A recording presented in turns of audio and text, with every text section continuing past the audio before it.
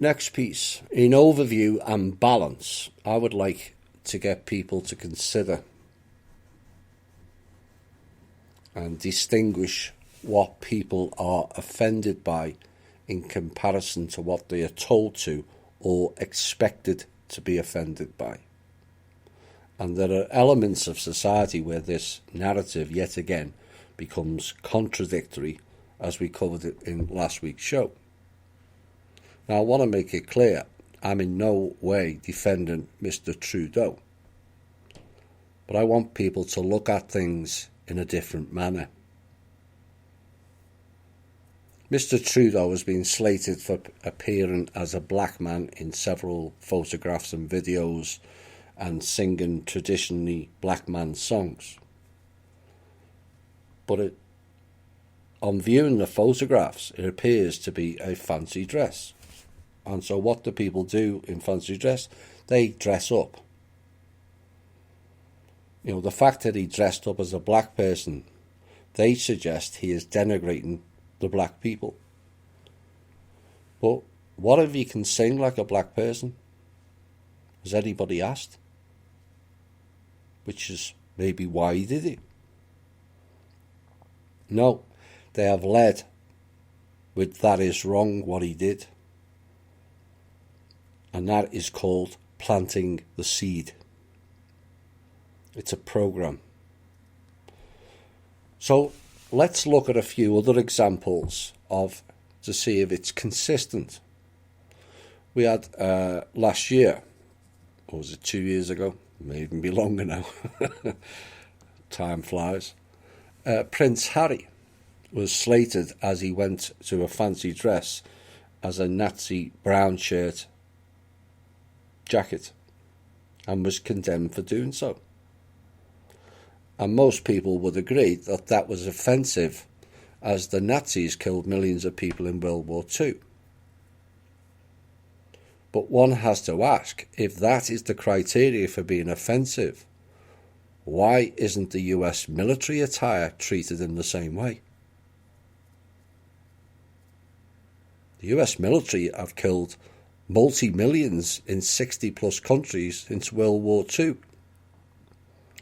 What is the actual difference between the two? Then we have a whole genre in society who started out as one thing and then acted out as another, called transsexuals. Given most are male to female, I will focus on that. If a white man dresses up as a black man, it is offensive to black people.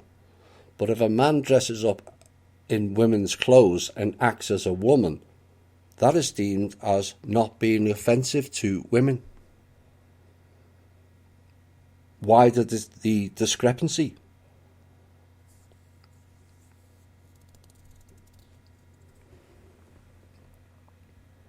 You know, you can look for things everywhere to be offended. Women who come out of a shower, or the hairdressers with a towel wrapped over the head like a turban, and no one says a thing. Yet if the previous criteria for being offensive is equal, why is that not seen as being offensive to Muslims?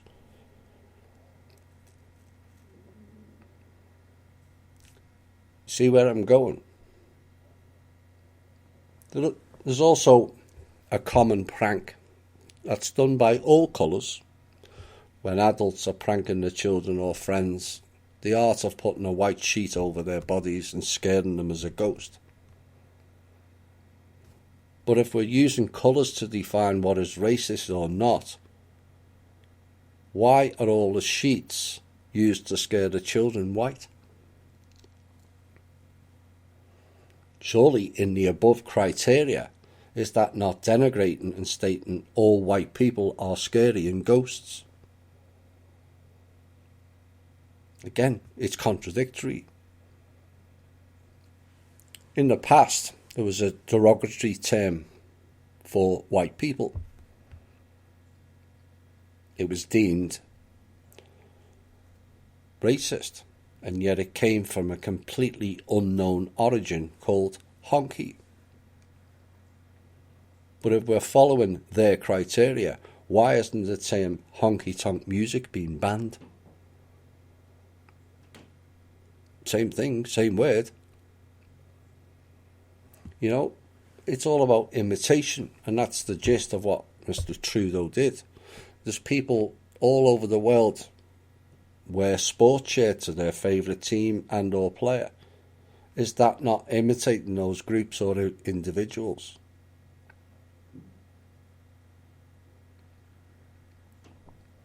We had a plethora of white people in the early 2000s, like Eminem, doing traditional black music like rap and hip-hop. In fact, we have one member in our group who's still doing it. Why isn't that deemed offensive if it's imitating the black culture? You know, why is it that some forms of imitation are deemed acceptable and yet other forms are not? That's where I'm going at with this. The problem is, if you look deep enough, you will always find something offensive in anything.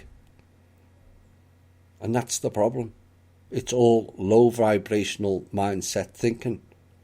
It hasn't and won't solve a damn thing going forward. You know, I wonder why they haven't banned the circus yet. you know, because the lead performer in a circus looks like an elite globalist. Surely that's offensive to them, is it not? No, because they're too busy finding ways to damage us, whilst the majority of people scrabble around trying to find something offensive they can complain about. See the difference? Back in the UK, in the 1960s and 70s, there was a very popular show called the Black and White Minstrel Show. And 18 million people at its peak watched it, which was about a third of the country at the time. And yet I don't recall people believing that the singers were being racist, because white people darkened their faces and sang largely black music. Now, I do recall some in that show were black people. Surely, if it was offensive, they wouldn't have participated. You know, as kids, we played another game, which would also now be deemed offensive. Cowboys and Indians. In this modern day, that would have to be renamed to Cowboys and Native Americans now,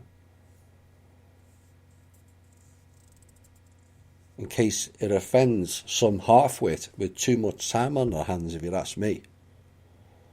But it all goes back is who decides what is offensive and what's not.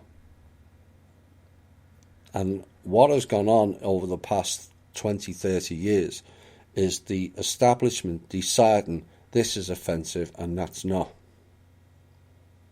And it's all leaning to one thing. I'll tell you who decides. Racist think tank groups running social engineering programs, brought in early 1990s, called political correctness. That's the gist of it, which has turned into low vibrational people being offended by everything is what. And the sadness is so many people buy into this rubbish. You know, out went the words spades, ladies, blackboard, ethnic, and a plethora of other words suddenly were all deemed offensive. Even the Spanish word for black, negro, became offensive. Coloured then became offensive. And even the word black now is deemed offensive. You know, at the current rate, we will all have a vocabulary of less than 100 to 200 words at the rate people are getting offended by. You know, and it's beyond ridiculous. what this has actually done is denigrate the real racism issue that was done against the black people, particularly in America and Europe.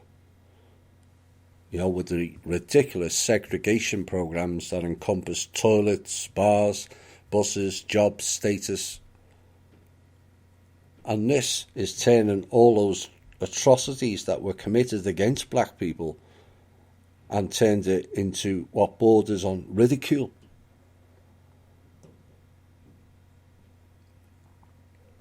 You know, those types of behaviours that were going on in America in the 40s, 50s and 60s and 70s are an abomination to humanity.